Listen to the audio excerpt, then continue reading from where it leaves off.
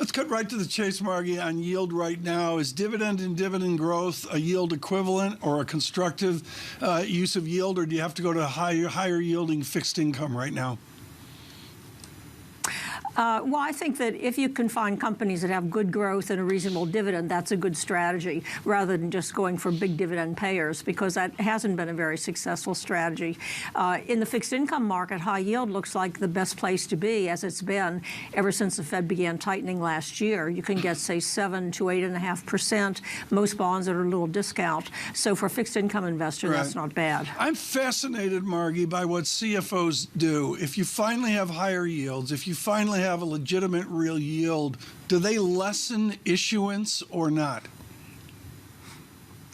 You know, they've been so opportunistic about raising money, lengthening out their debt obligations over the last decade, that I think they're still going to see more of the same. We've had a drop in the amount of issuance from corporations, investment grade and high yield. I think reflecting the fact that they really don't need the money at all, and the fact that rates have pushed up from where they were, say, a year or two ago. So I think they're going to continue to do that. The good news is corporations really don't seem to be stressed in general. They really don't need the money in order to operate. So that's pretty good for the economy.